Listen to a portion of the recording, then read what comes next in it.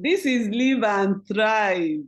And we've been talking about social skills that we need to achieve our goals and live more purposeful life. And I tell you, it's getting deeper. Last week, we talked about conflict management. Today, we are looking at emotional intelligence. And I have here with me Tony. So, Tony, you are welcome to Live and Thrive. Hey, thank you. Good to be here. Yeah. And you know what my first question will be, and that is, what is emotional intelligence? Yeah. Intelligence always, when we think of intelligence, we think of smart people. But for us to be able to understand emotional intelligence, I'm going to take us to a quote by a Russian novelist called Fyodor Dostoevsky. He said, "It takes something more than intelligence to act intelligently." If you try to examine that sentence, you start wondering, how come you need more than intelligence to be intelligent? Well, when you understand emotional intelligence, you begin to see why.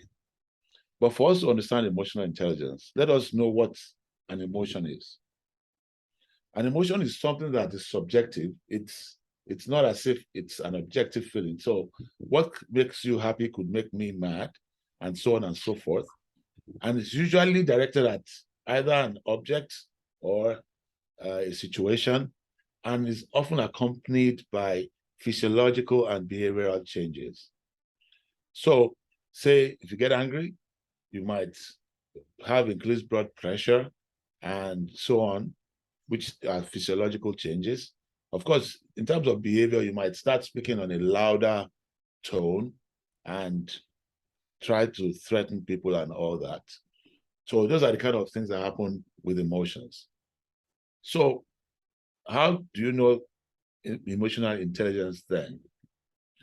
Emotional intelligence comes with the ability to observe. That means you can pay attention and then understand what these emotions are. That's the one inside you and that of others around you, and then act in the most appropriate way. This appropriateness we'll talk about later on. But essentially, emotional intelligence allows us to respond instead of reacting. That means you are measured, you are doing things in a structured way, not just using your anger or your joy to handle whatever that situation is that you're in. So that essentially guides us as to the meaning of emotional intelligence. Amazing. So, emotional intelligence is much more than IQ. It's all about responding and not reacting. Thank you for that. So, what are we supposed to look out for when we talk about emotional intelligence? What makes up emotional intelligence? Well, emotional intelligence has multiple elements, but the first and most critical is what I'll call self-awareness. Most of us do not pay attention to the way we feel about things. We just feel it and move on and act. But when you are self-aware, you begin to understand what your strengths are, what your weaknesses are, and you recognize how it affects other people.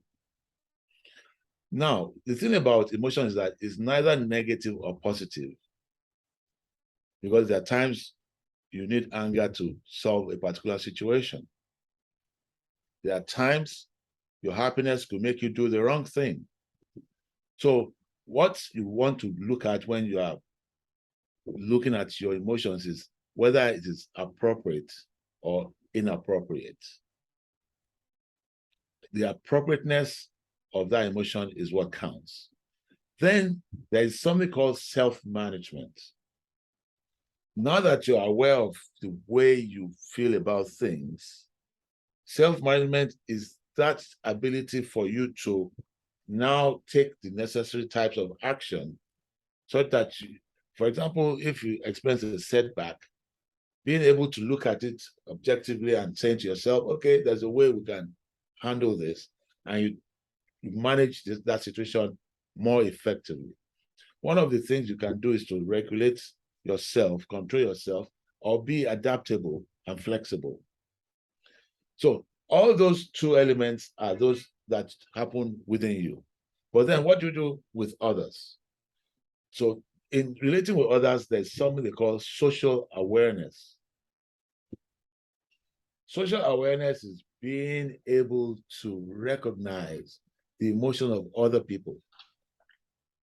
It's like you see somebody and you can see it's breathing shallower in the middle of a situation, and you start paying attention, oh, this guy is getting angry. Then you can, use elements like empathy to understand how that person is feeling. That means you're being aware of that person's feeling. And for you to be able to use that information, there's something they now call relationship management. And that's where you are now able to use your own emotion and that person's emotion to create a relationship that is going to be workable between you and that person. So with those four elements, if you can effectively manage those four, you will be likely to be emotionally intelligent. That means you are self-aware, you can manage your self-emotions, you're also aware of society and people around you, the emotions of them, and you're now able to do what I call relationship management. Wow. Self-management, social relationship management, and all of that. But why do we need this? Why do we need emotional intelligence? Why do we need to be emotionally intelligent? Okay, one of the things about living and thriving is to be able to achieve your goals. Mm-hmm. The key benefit of being emotionally intelligent is that you are more capable of achieving your goals when you are emotionally intelligent. Because what you are going to be able to do is that, one, because you understand the way you feel and how other people feel, you are likely to relate better with them. So if you think about negotiating with them, conflict management and all that, your emotional intelligence comes into play, and you're able to do this using all these emotional intelligence tools. Of course, because you are emotionally intelligent, you can communicate and collaborate more effectively. And this leads to a more positive environment in which to operate, and usually leads to higher productivity, and your goals get achieved. So if you have big goals, a big vision, you want to live and thrive, it pays off to be emotionally intelligent. Mm. Understanding yourself, understanding others so that you can better work with them and have better life. Thank you so much. So, how do you know if someone is emotionally intelligent? I mean, you can measure intelligence, raw intelligence by IQ, but how do you measure emotional intelligence? Well, there are so many scientific ways of measuring emotional intelligence, but for the purpose of our audience, who we don't want to bore with all the science of it, we will just look at the basic traits of an emotionally intelligent person. One of the key things an emotionally intelligent person will do is to stop and think before acting. So every time they are confronted with a situation that is not standard, that is not normal, what will happen is that they will stop, just like a traffic light. While your emotions are still raging, the light is red. Then they wait till the light turns green. That means they have processed it, and they now see, okay, there's a smart way to go. Then they will act. Another key thing about them is that they are attentive listeners. You remember when we talked about communication, listeners took the day.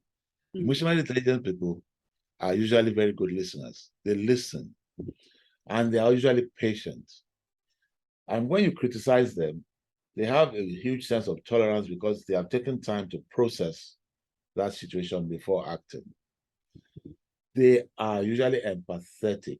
Because when you are aware of other people's emotions, you are likely to be more empathetic and seeing things the way they see it. They are often ready to assist people, to give help, and they give feedback. They let you know how things are. They have compassion.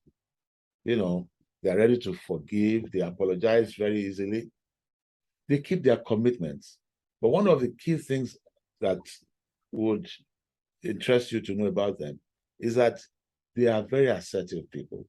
When it is time to say no, they are not afraid to say it, but they will only say it in such a way as to not hurt your feelings, or to at least in a way that will be appropriate, so that you will not walk away in the worst way. So now that we know a little bit about people who have high IQ, how about those that don't? Let us look at some of the things about those ones. They are bossy, confrontational people. And they usually have this sense of, I'm right all the time. Sorry to cut you. Sorry to cut you. Did you mean people with high emotional intelligence, EI or IQ? Are you talking with low emotional intelligence? Intelligence, thank you. Okay. They are low in emotional intelligence. Okay. So they are bossy, confrontational. They are insensitive, of course. They don't pay attention to other people's feelings. They tend to blame other people. And of course, they don't listen. And they are very hard to please.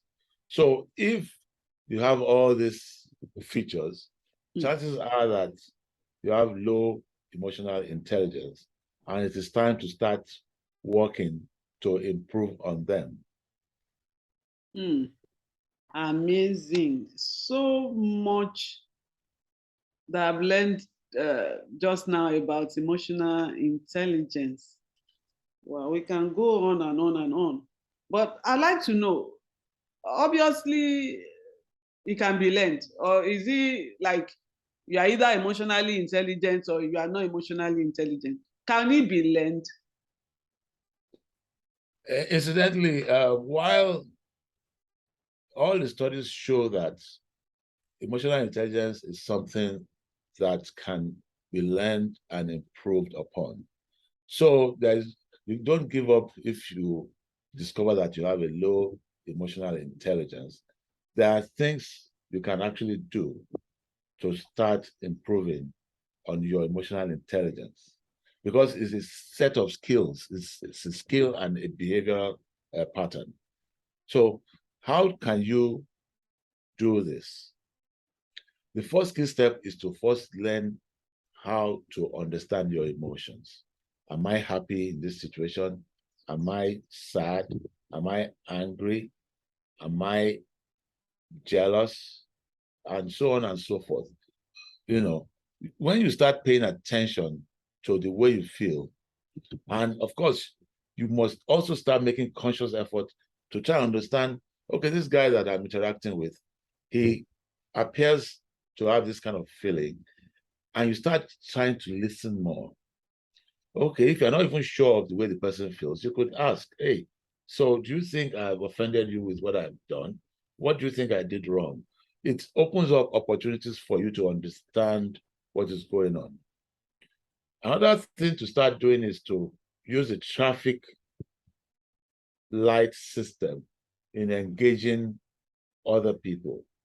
So when you are faced with a situation that looks a bit complex, don't jump and react. Instead, take time to process it, look for the pros and the cons, then you can respond in a more appropriate way, keeping, don't forget, your vision and goal in mind. You want to thrive. So you don't want to take actions that will lead people to work against you. So your success, like they always say, as no man is an island, depends on other people working in concert with you, in collaboration with you. Then you have to start learning to empathize with people with an open mind. Start relating with people with an open mind. Don't form opinions early about situations. I know we use opinions as a shortcut to managing most of our daily affairs, but there are times you have to suppress the way all the information you previously had about that thing. Learn as much as possible with an open mind, and then you act. One other thing you pay attention to is nonverbal communication. Incidentally, nonverbal communication is probably more important than what you hear. Because if somebody says, I'm not angry with you, but he's doing, he's jumpy and obviously speaking in a loud tone, he may actually be angry. So you also learn to pay attention to the nonverbal cues in other people and pay attention to the way people respond to the things you do. If every time you do things, people appear upset, it may mean that you might be doing things inappropriately. So paying attention, listening, being open-minded, all those are steps. Then you keep practicing to see that you're getting better results. So by the time you do all that, we are likely to improve on our emotional intelligence. Thank you so much. It will seem to me now that emotionally intelligent people have social skills. They have almost all the social skills we've been talking about, and the ones we are here to talk about. They can listen well. I would enjoy not to go back to the previous previous videos and learn these social skills, because obviously emotionally intelligent people have the skills we've been talking about. And I would like to add that we need to pay attention.